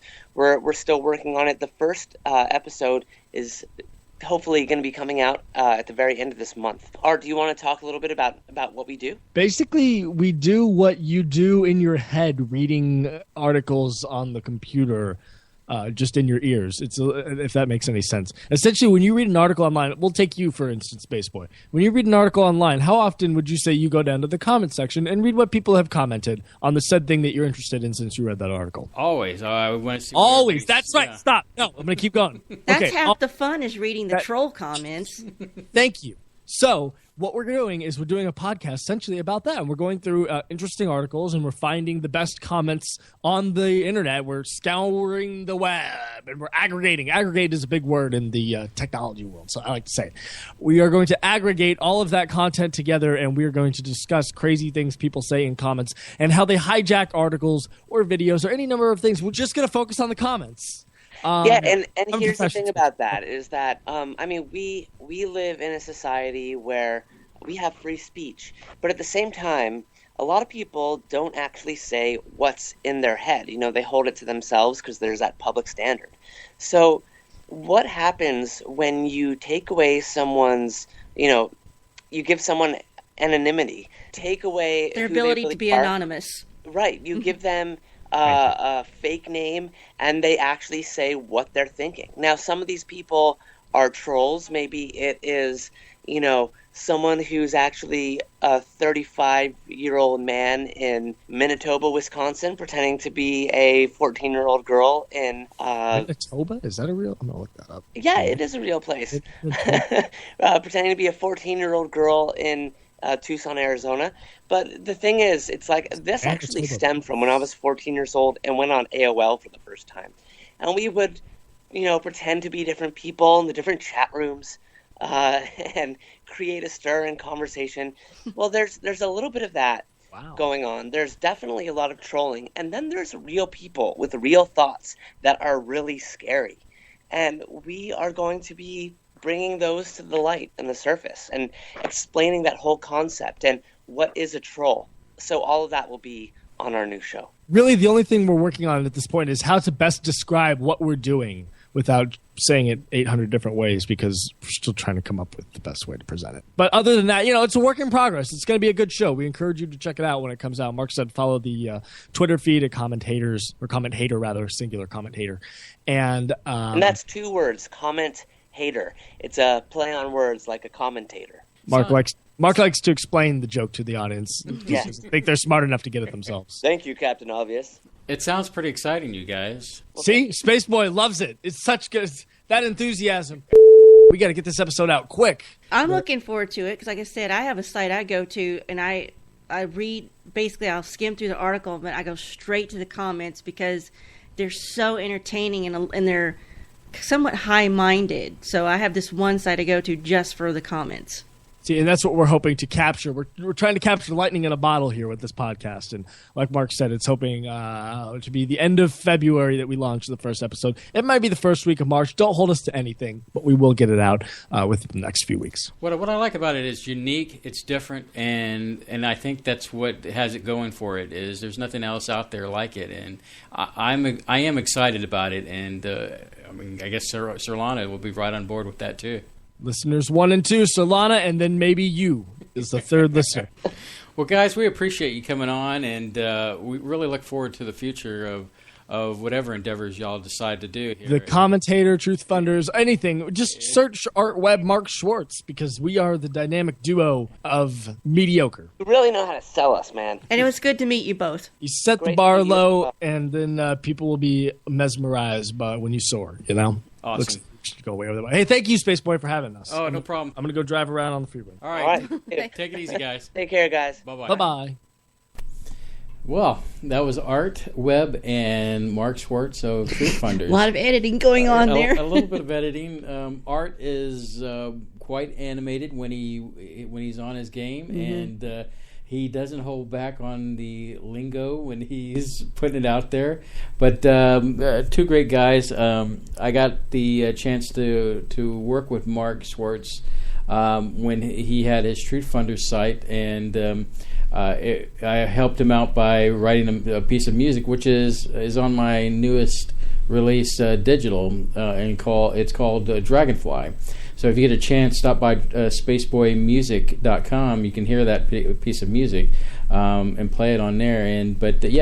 Really nice guy. What did you think of that interview we did with him? Well, I've heard him before, but I've never gotten to speak with him, so it's my first time to speak with him. It's just like strap your seatbelt on and hold on. Just all you got to do is say, "Hey, how you doing?" and you just sit back and let him do whatever, I mean, Art is like... He is definitely in your face. Mm-hmm. But nothing wrong with that. We do like people like that. And we've got, in the coming weeks ahead, we've got a few guests that will come on that have been regulars that are like that. But we can't wait to get them on. I know they're excited to be coming on with us. So, well, where are we at now, Surlana? I had one more thing in the tech category of the 6 categories that we... Oh, and let me remind everybody that, at some point you might want to consider calling in 701-5214. I promise we won't bite very hard. So go continue. Yes, you can call in at any time. That's fine. Just have to get Spaceboy trained to look at that computer that has the Skype line. I am tuned into the Skype line right now. I'll repeat the number, 713-701-5214. That is our call-in number. And I think just as an update here, Amazon has updated to Gator Prime. And so thank you, Bob, for letting us know that Gator Prime is in the Louisiana state. So, yeah, when you need your packages, Louisiana uses Gator Prime. So continue with your tech. Okay, I'm going to just ignore that like you never said it. Okay. All right. Well, so, again, with the drone thing, I know I seem to be obsessed with drones, but that seems to be the hot topic lately. So, hot topic. And the latest in the drone world, Google is testing solar-powered drones at a New Mexico facility. Mm-hmm. The project is codenamed Skybender. Skybender. Are you going to do that for everything I say? No, it just sounds like a James Bond movie. Anyway. It does, doesn't it? See, that's why I said it like that. Go on. So they've got this project, Skybender, where they are transmitting millimeter radio wave transmissions. I don't know if you understand what that means. These millimeter waves can transfer multiple gigabits of data per second, which is 40 times faster than our current 4G LTE method. So basically what they're trying to do is get a drone to transmit what may become 5G speed. So they're going to try to transmit these millimeter waves to transmit internet connections via drones. But I have to wonder, what is the practicality of having a drone hover and sending you a signal? I mean, is this for just phone signals or... Well, I imagine that Google has been, I guess spearheading everybody to have the highest speed possible when it comes to data, because they've gone to certain towns and they've installed fiber optics, upgrading the infrastructure for data. So one can only imagine that whether it be land, air, and I'm sure sea will be down there soon enough. So if you've got all these drones in the air, what if an eagle comes and gets it? I mean, Hawk Prime. Oh, for heaven's sake! I know you've created a monster. I'm sorry, but and I have to live with it too. But I mean, do you think is that even a practical thing to do? What, put drones as I guess access points so people can access data?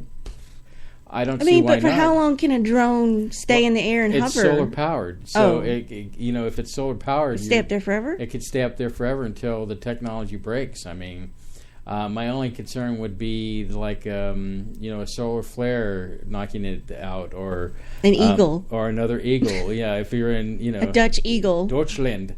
Then it might be attacked by somebody. Could shoot it out of the sky, just being I saw a UFO when I shot at it and it came down. I mean, something like that. I know you're shaking your head over there.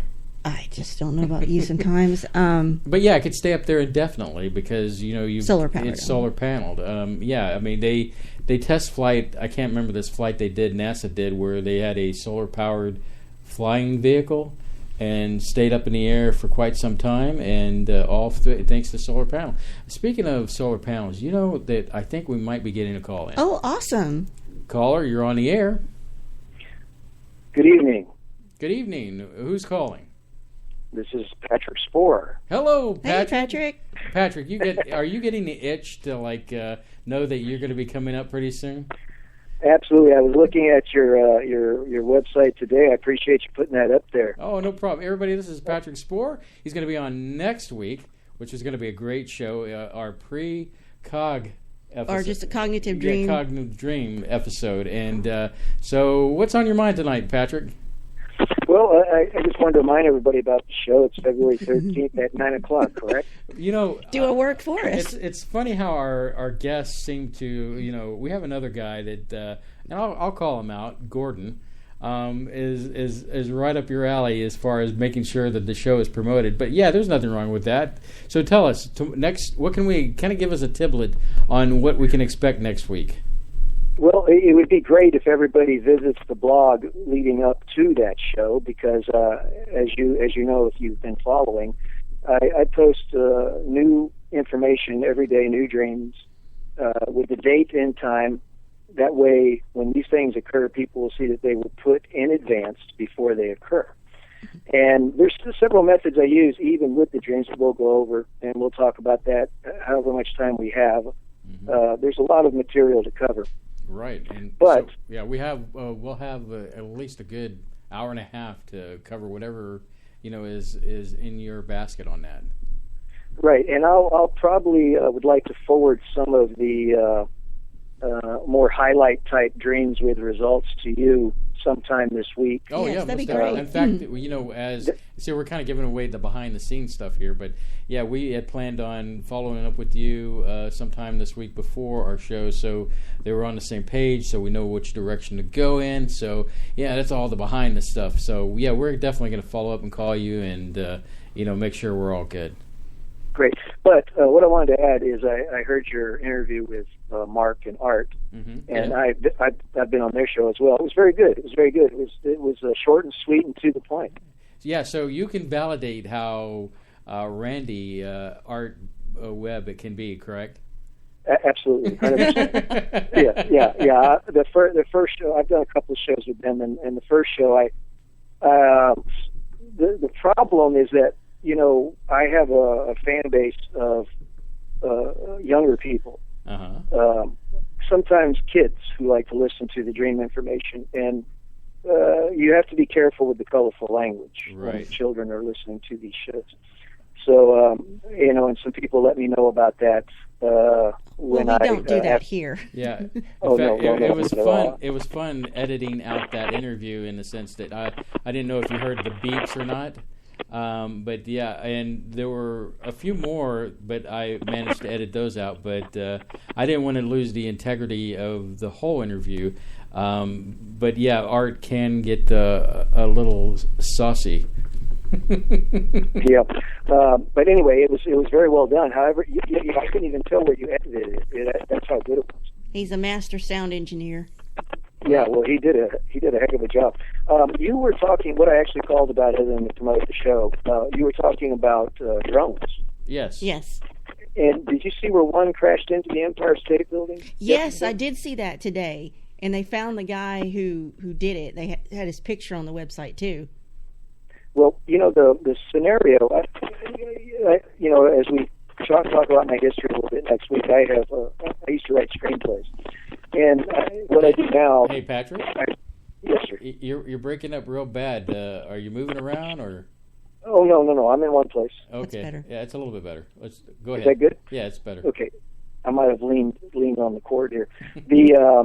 Go ahead. When I used to write, I come up with different scenarios, and today I don't do much of the screenwriting anymore, but I do write story ideas and scenarios all the time. And one of those was about with all this drone activity. And after I saw that with the Empire State Building, it was actually probably about 2 months ago that I have a specific group of people that I email information to outside of the blog that receive the blog information as well. And I was giving them a scenario about what would happen if you had 100 of these drones with C4 attached to them that were heading towards the White House. Right. Ooh. What would they do? Yes. That's a good question. You'd have to hope they've got the White House has the geofencing in place, or unless the drones just don't have that ability, like maybe if they're the cheaper drones. Okay, here it comes. Unless America had the Eagle drone, and then the Eagles would just ring down with terror and, fuck off. Look, he's trying to be serious I'm here. sorry, we don't want your shenanigans right now. Well, but the thing about it is that if this went on in an orchestrated attack on just one day in some of the larger cities of the United States, it would be next to impossible to defend against. Oh, right. Yes. Oh, yeah, definitely. And then, it's not such a huge attack that it's like, okay, where is it coming from? It would definitely it would catch a lot of people off guard with these drones. I mean, some of them are not that big. I mean, I would assume exactly. they've got some kind of satellite tracking around the airspace. well, they do have around the White House, but I can't. I mean, they do it for helicopters and all that. I mean, there was a while back where that postman flew that small craft he built. Do you remember that, Patrick? Yes, I was just going to bring that up. Look how he slipped right in there. He could have been strapped with C4 or anything and created major damage. And that wasn't that. I mean, that was not too terribly big. But then you go into the size of a drone, which I could see where you're getting at with this is that it could easily you could fly it. Like, it wouldn't be no problem. Like, if a door opened up, just fly it right into the building. And then, I'm not trying to tell people what to do. I'm not advocating don't do that, for heaven's sakes. Oh, my God. I'm going to get a knock on the door tomorrow from our government telling us, Mr. Guerrero. Well, actually, they might appreciate us talking about this because I was watching. Do you guys ever watch Real Time with Bill Maher on HBO? I do catch him occasionally. I can't stand him, so I don't watch him. I look at his point of view just so I know where he's coming from. Well, he does have good guests on from time to time, and one of those guests was I think it was a congressman whose job, he wrote a book about the unimagined, attacks. I don't know if that's the title of it, but that's what the book is about. And he said his job is he works with Homeland Security, and they're supposed to come up with unbelievable scenarios that they could possibly defend against. And he brought up this same thing with the drones. And I said, well, there's another person that has said this. And I said this a long time ago. Like I said, this, the recent plane, the Somalia plane that had the side blown out in it. Did you see that story? Oh, yes. Now, I thought to myself, and they said it blew from the inside out, but what if a drone could have attached itself to the side of that plane? And it exploded. It's not impossible. Wow. Didn't think of that, do you? Well, I mean, it is a plausible situation. I mean, it's like he's saying that, I mean, we need to be prepared. I mean, it's kind of like going back to, I hate going back to this as a comparison, but the Jurassic World scenario I was talking about where nobody pays attention. They're all glued to their phones. I mean, I think we're guilty of it, but I think subconsciously on us, when we're on a subconscious level paying attention to the world around us, even though we might look at our phone. But there are a lot of people, and we've seen videos where people just do not pay attention and they're glued to their phone and get killed because they're not looking where they're going. Same kind of scenario in this situation where you have people that are not paying attention of the possibilities of what could happen. There's nothing wrong than to look at a scenario of a worst case scenario. I think it makes you better prepared so that when that scenario happens, that you are prepared and you can take action. So what say you? Oh, 100%. I think that I was a military kid, and I served in the military as well. And preventive maintenance was always something that was stressed to us. That you want to try to stave off any potential problem and be prepared for it before it occurs. And in our world today, there are so many distractions, as you just noted, that a lot of people want to believe that if they see it on a movie, that it's not possible. Oh, that can't really happen. That's just a movie. But that's what everybody thought prior to the 9/11 attacks. Because 9/11 looks like a strange Die Hard movie plot to me, Exactly. Yeah, it does. Exactly. And now who needs planes anymore? They won't need planes because you have these little drone devices. And there may be people shaking their head or rolling their eyes out there, but trust me, there are people that are very clever, and however they want to depict terrorists or however they want to show lone wolves, these people are really not that stupid. They really start looking at this stuff and they go, oh yeah, I can do that.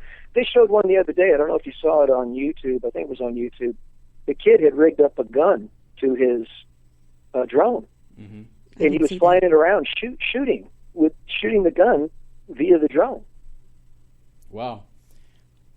Well, Patrick, we're up against a hard break here, but we will look forward to catching you this next Saturday. So I guess tune in for that episode, okay? Absolutely. Thank you so much, guys. You have a good evening. You too. Thanks for calling. Hey, you're listening to KFNX 1100 Independent Talk and SpaceboyUniverse.com. Sit there, don't go anywhere. We'll be right back.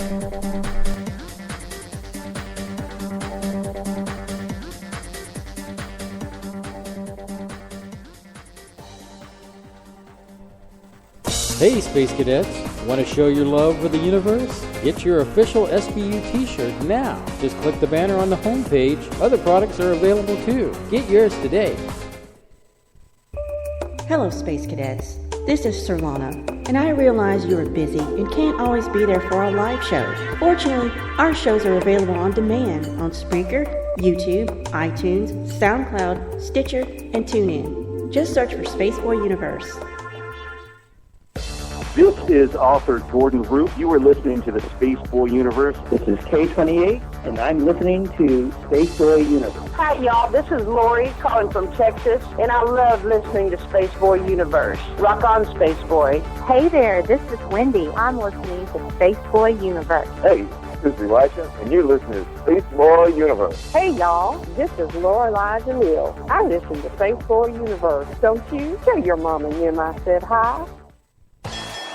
The epic battle begins this Friday. Direct from ringside at Laser Death Melt. It's Bot versus Bot in Galaxy's 2-ton weight championship, where your challenger, Good Bot, will face the reigning champion, Bad Bot. You're terminated. Reserve seating starting at $30. 2-drink minimum, where ladies don't get in free. This is an SBU production. You're listening to Spaceboy Universe. Hey, Surlana. Yeah, Spaceboy? A lot of people have been asking about t-shirts from the universe. They have? Yeah, in fact, they...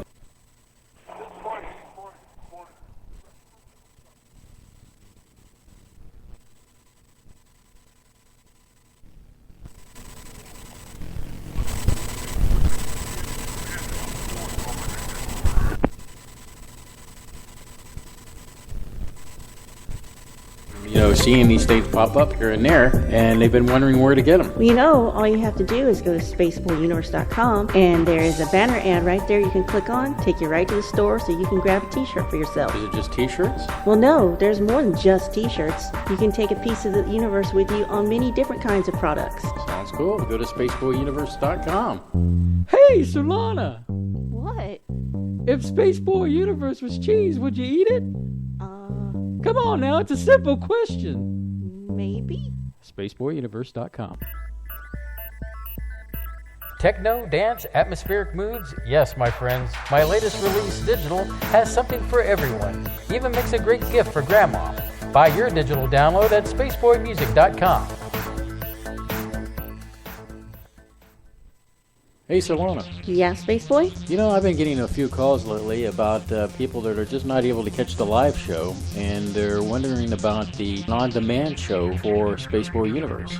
Indeed there is. You can catch our archives on our YouTube channel and on SoundCloud. We're also on a variety of other platforms such as Spreaker, TuneIn, and Stitcher. Well, that sounds cool. It is. So check out our archives on any of these websites. And you can definitely get to these links by going to spaceboyuniverse.com.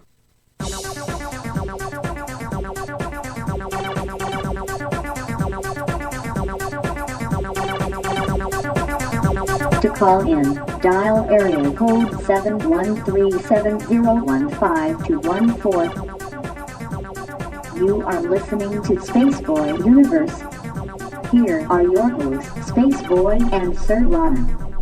All right. We're back. And we had a couple of calls during the commercial break, and somehow we had a technical issue. So if those people want to call in now. Yeah, call in now. Somebody hit a button. It's yes, fine. Yes, I get butterfingers sometimes. Caller, you're on the air. Who is calling? This is Bev. This is Bev. Hey, you got it right this time. Well, I'm a little hurt because Fran hasn't been calling me anymore. So, but so how are you tonight, Bev? Oh, doing just great. How are you doing? Well, I don't know. You tell me. How's the show been tonight? Been interesting. Yeah, to say the least, I imagine, right? Yep. Yeah. Were you going to say hello, Surlana? Yeah, I was trying to type and listen at the same time. Sometimes it works, sometimes it doesn't. Hi, Bev. Hi, Frank. Oops. Hi, Surlana. So who has the problem now? Yeah. Spaceboy's rubbing off on me. We're such big fans of Fran, so... Fran's laughing it up in the chat Oh, area. she thinks it's hilarious. So what's on your mind, my dear? She's my other self. She is. So are you, Yep. you say hello to Phoenix, Bev. Who's Phoenix? Phoenix, Arizona. Oh, hi, Phoenix. Yeah. She almost called it Fran. Fran, Arizona. Fran, Arizona. Franix, Arizona. Which I believe Fran, isn't she from Arizona? I'm not sure. I guess Fran will have to let us know. But so tell me, what's on your mind, Bev? You are our usual caller, and you're tops of the Space Cadets, so it's your mic. Let it rip. Well, that plane. Mm-hmm. I think there was a bomb. Mm-hmm. And I'm not sure who would. I mean, who do you think would plan it? Well, in the world we live in today, it could be just it could be terrorists from the Middle East. Just or recap which plane you're talking about. We're talking about the plane that Patrick was talking about earlier that was on the news, and I don't have all the details in front of me, but as far as getting back to what I was going to say, it could be anything, and then plus, you have people that believe, well, maybe it was the government, or maybe they're hiding something, maybe. Of all things, maybe it was actually the people who run the airlines themselves. It's sad that we have to live in a world where we can't even figure out what the truth is anymore. I mean, or trust and exactly. I have this anybody. I have this conversation constantly with Surlana. I mean, how do you trust what is untrustable? I mean, untrustworthy. I mean, it's hard to put your faith in anything. I mean, and some of this I've learned, especially because of the fringe sciences I enjoy so much. A lot of that, it's hard to watch a video that, look at this UFO that we filmed, and you're looking at it and you're thinking, this is CG, and then or you have a guy that comes on that's popular on YouTube, and is he trustworthy only because he's got 1 million followers? I mean, can you trust that? I mean, I always tell everybody, and it rings so true, Bev. One of my favorite authors, and I love him to death, and is Jim Mars of Texas. And the fact is that he's always said at the end of his conversations that basically, don't take my word for it. Go out there and find the truth for yourself. So I will probably take that same advice and pass it along to everyone else that's listening. If you hear it here on Spaceboy Universe, don't take our words for it. I mean, you have a brain, you have a mind. Go ahead and research it and find the truth for yourself. I mean, I could tell you the sky is green, but are you going to just accept it for face value? No. No. Because it's blue. So, that's my thoughts on that. Another thing, too. I don't know if you saw what Bob posted in Vader Not Family about all those missing people. Are you talking about the ones that are out in the woods? Yeah. Yes. I can't think of the guy. He's been on Coast to Coast several times. He's got several books. Do you know his name? It's right on the tip of my tongue. Me too. I still got Prime Hawk in my mind, but that's a different story altogether.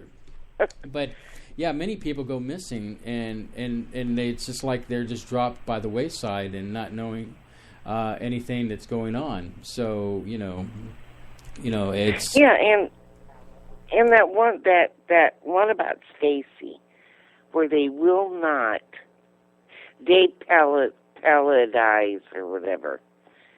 Bob just wrote it. Yeah, it's an interesting article, and it's an interesting article in the sense that if people want to go check it, I've posted it to my personal wall too as well. Maybe we can get a link up there, Dennis, if you're listening. Check out my wall on Facebook and see if there's a link, and we can post it out there on Twitter for the audience to take a look and read, because it's a fascinating story that all these people go missing and they're not accounted for.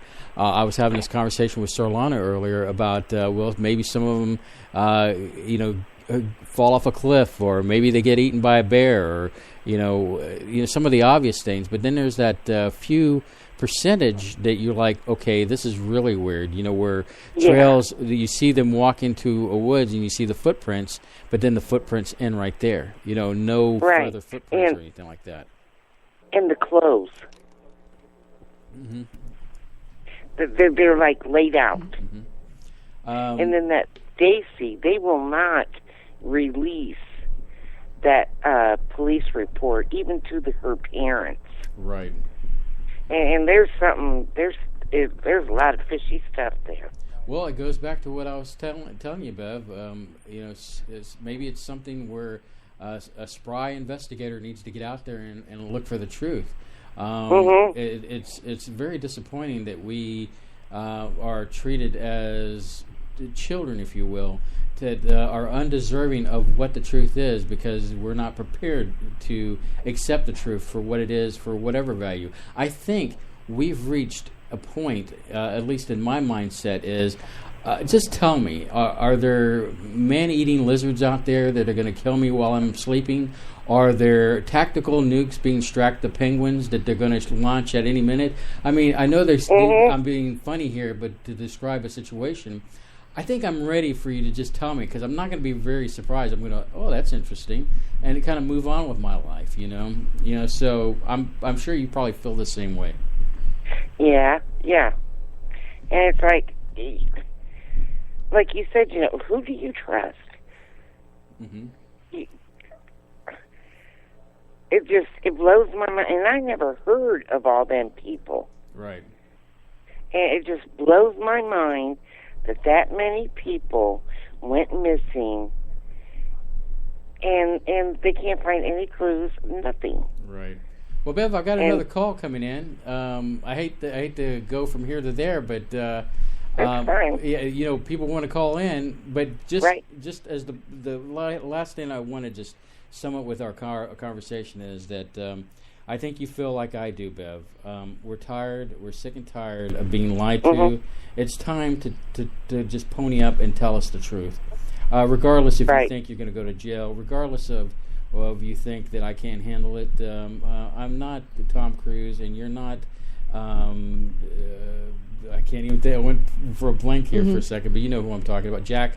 I can handle it. Tell me the truth. So, with that said, we need a revolution. We do. We love you, Bev. Thank you, Bev. I love you too. Talk to you soon. Thank you, Surlana. I love you. I love you too. Bye-bye. Bye. Caller, you're on the air. Who's calling? Hello. Is this Fran?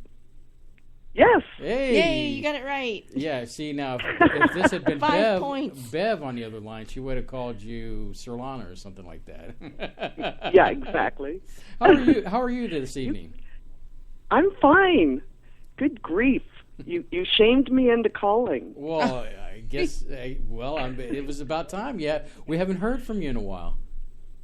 I know. Well, I'm not always around on Saturdays, so, you know. They got that underground fight club. Yeah, that underground fight club. Who started that mess anyway? I have no clue. Well, that's right. She can't talk about it,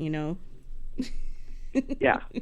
Wink, wink, nudge, nudge. So, Frank, I know you're. What part of Arizona are you at? I'm in central Arizona. So you are in central. I'm halfway between Phoenix and Flagstaff. So do you actually pick up the KFNX station from where you're at, or do you know? I live in a 10-box, no radio reception. I gotcha. All right then. Yeah. But at least if you ever drive into Phoenix, you know who to tune into, right? Yeah. I haven't been to Phoenix in I don't know. Let's just say yes. Long when I time. go to Phoenix, I will make sure to listen to KFNX and get my Phoenix station definitely. on. Definitely. So that's the thing to do. And so enough about the plug-in stuff, but what's been going on? You got any questions? Not really. Mm-hmm. How you doing? Well, I've been... No, I was really interested in this Patrick guy who's calling for next weekend is the interview? Yes, next weekend. Okay. I'm going to have to call in for that one, too, because I've been having some wild dreams. Well, it's going to be a good show, and I guess, Surlana, did you... I got to start my research on it tomorrow. Did you post links on the website, or does he have a link? I'll get it on there. Okay. Yeah, we'll link his website so that make sure that everybody has that information. If you just Google Dream Cognition Experiment, he's the first link that comes up. So I'm going to have to do that. Read up this week. You've been having some interesting dreams? Yeah, like astral projection type dreams, I think. I mean, I've been going into other people, I think. I had the craziest one so far. I was on another planet. Wow. And my sister came to my place, and I had just walked in the door and looked around and went, where am I? What is going on? And there's a knock on the door. My sister shows up. She's got this crazy 1960s bubble hairdo going on. I'm going, what is this? And while she's there, the phone rings. And I pick up the phone, and it's my sister on the phone. Ooh. And I'm sitting there talking on the phone to my sister, looking at her in the room with me, freaking out, just like, what is going on here? So I don't know, just really bizarro things like that. Well, went out on my balcony, looked outside, there were big, huge planets in the sky. That's freaking cool. I never saw before. So was it like you were not on Earth, but you were on a different planet altogether looking up? Yeah. Yeah.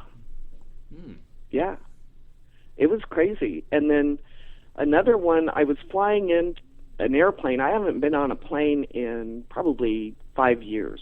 Yeah. And we're flying in, we're about to land, but it's like in a big, huge hangar. Mm-hmm. It wasn't like landing on the ground. It flew into a huge hangar. And as we got over the platform to land on, I was sitting in a window seat, and I popped through the airplane out onto the ground.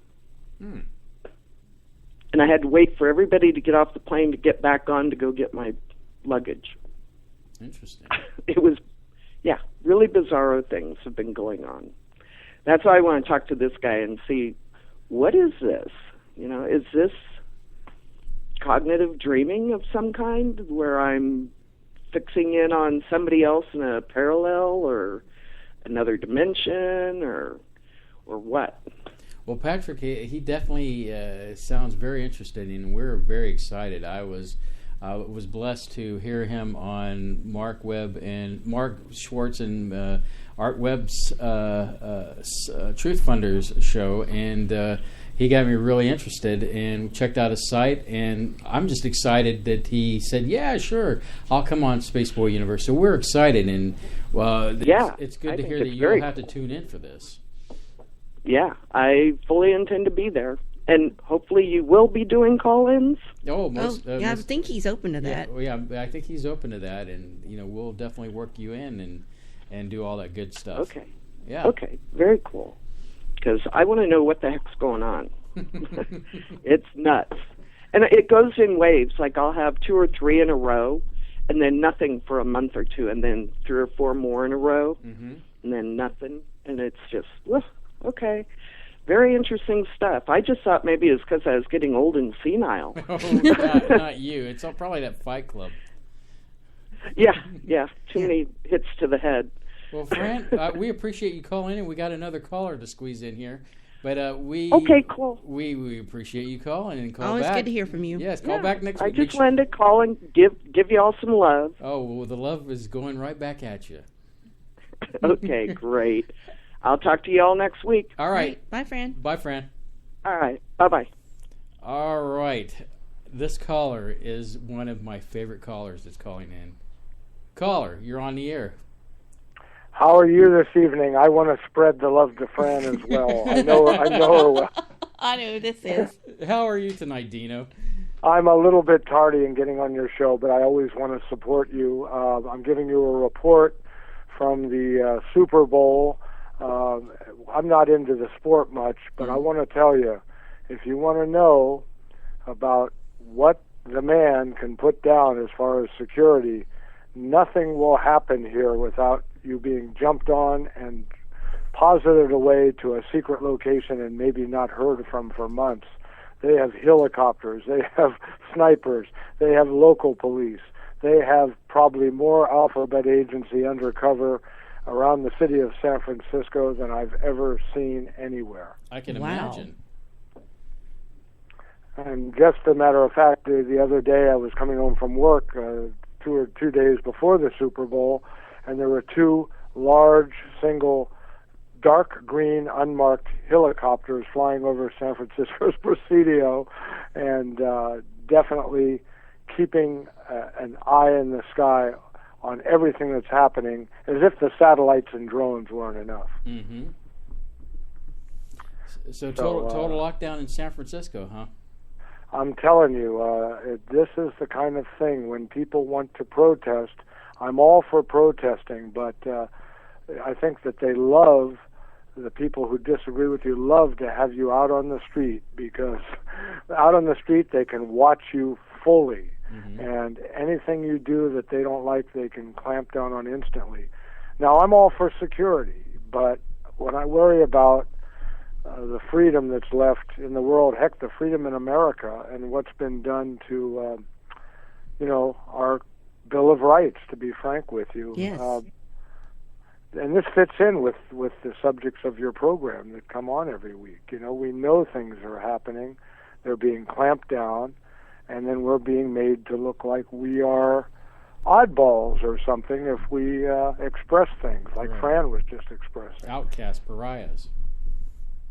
And yet some of the people I know that are into this today, I'm not talking years ago when we didn't have the internet or when people just saw, an episode of the X-Files and thought they'd make fun of it. But nowadays, the people like yourself and Surlana and Fran and other people I've met just in the last 5 years are some of the most intelligent and full of integrity people that I've ever met. Well, thank you, Dino. I appreciate that, and I'm sure Solana does too. Mm-hmm. We just try to be who we are. We don't try to be fake. I mean, and that's how it is. I mean, you got to meet us at Contact in the Desert, and so you know how we are. And you're reliable. And when I wanted my picture not to be taken, you guys honored that. And you could have taken a sneaky picture of me, like some people did. I did take a picture of your shoe just to prove that you were there, That I was an entity and not a disinformation agent. With my cheap shoes, how could I be? We enjoyed that time getting to meet the other people in the desert. That's a lot of fun. Now, have there been? I missed the first hour of the program. Have there been any updates from the conference up in the Big Bear? No, actually, we haven't heard anything. Just what's being posted on Facebook. But I'm sure that Twitter and all that will be updated eventually, and once all the partying's done, if you know what I mean. Well, that's my point. It's a lockdown. They're keeping the information inside. They can't get off the mountain. Yeah. Well, Dino, we're about to get into the wrap-up stage. Is there anything else you want to add to the conversation? No, I just wanted to tell people that stand up for what you believe in. Don't let people think you're an oddball, but be careful what stories and evidence you have. And at some point in a future show, if you'd like me to speak more about this Architects of the New Paradigm, kind of a mini conference I went to last month, a lot of ideas came up from the few speakers that were there, like Richard Dolan and such. And I think there's going to be a lot more information coming out, and I tell people to stay tuned. Awesome. We'll make sure to stay tuned, and maybe we can get some ideas there. Get some ideas and have you call in. All right. Have a wonderful night. Thanks for being you. Thanks for the program. And good night, everybody. Good night, Dino. Thank you, Dino. Bye. Bye-bye. All right. That was Dino. The man with a plan. He is quite the interesting man. Yeah, he has this thing about, well, Surlana has this thing too. That's why you only see pictures of me. But he didn't want his picture taken, and I can surely respect that. And he wanted to keep his privacy. I did too. I didn't want pictures of me either. So, I mean... I still don't, but I've been like that forever. But, our relationship is like yin and yang. I'm the ham and, you're not. You're happy with a book and I'm happy, setting the world on fire, kind of thing. So I think it's a great balance between the two. I mean, And I can keep your ego in check. Careful, Icarus. Careful, Icarus. Well, any final thoughts as we head down to the last, 4 minutes of the show, Surlana? Well, again, just a welcome to Phoenix, and we hope you enjoy the show and that you'll keep tuning in to KFNX and listen to us there. And again, our archives are on our website that you can go to at spaceboyuniverse.com and follow us at the SB Universe on Twitter. And basically, we look forward to having more shows with you. Yes, and Space Cadets, I know you're listening to my voice right now. Make sure you let KFNX know that you love Spaceboy Universe and you want Spaceboy Universe to continue to be played on their broadcast station. And, like I said, I'm going to repeat this again. It's at KFNX _ headlines, and that's KFNX _ headlines. Let them know that you love the universe. Or you can go to their website, and they have a contact form you can fill out, which is 1100kfnx.com. Mm-hmm. All good stuff in the neighborhood. So next week we have the precog. I keep calling it the precog. Well, I guess you could. I mean, you've seen Minority Report too much, I guess, precogs. Yeah, that's probably why I keep thinking that, yeah. Yeah. So we got that. I think that I don't want to give too many shows away, but we've got a ton of things already planned, though. The next couple weeks or 3 weeks, I'm looking at we got Trek, maybe a Trek show coming up, Star Trek, because it's their 50th anniversary year. And we have another friend of the show, Dave Cruz. We're going to try to see if he can come on and talk about his show and his things with the paranormal and all that. And we're just going to make sure to nail him down soon and make sure that he still wants to do that. I'm putting him on the spot as we speak. Yeah, he's there. He knows. Good. I'm glad. Yes. And so, Surlana, do you think we'll go out for pancakes after this? We'll have to discuss that this time. What? Post-show pancakes? Yes. We'll have to discuss that. What? Is it because I've been doing the bacon pancake song? Well, I mean, if it would get this out of your head for once and for all, maybe. Bacon pancakes. Careful, copyright. But, I think pancakes are in order, so I'm just putting it out there. I think that even the Hawk approves. Oh, for heaven's sake. I'm just gonna... Not Stephen Hawking. No, not the Hawk. Not the Hawk. I'm talking about Hawk Prime. Well, the Hawk approves. Hawk Prime. All right, it's time to stop this now. Well, I'm trying to kill about another minute here or so before we actually have to run our credits. I thought I had something here, but... this has been, a wonderful episode, and... I'm glad. Didn't even get through all my notes. That's pretty amazing. See, you always tend to worry too much about getting through all your notes. I think that the banter has went fairly well tonight. Hope so. I mean, we are married, so yeah. So I mean, work. if we can't make this work, what can we make work? True. Yes. So I guess on that magical note, I am going to run the credits. Yay! Anyway, join us next week on SpaceboyUniverse.com and KFNX 1100 Independent Talk in Phoenix, Arizona. Spaceboy Universe is hosted by Spaceboy and Surlana. Executive producer is Surlana. Producer credit goes out to Dennis Koch. Find Spaceboy at spaceboymusic.com and spaceboyuniverse.com. This has been a Spaceboy Universe production. You have reached your final destination. Good night, Space Cadets.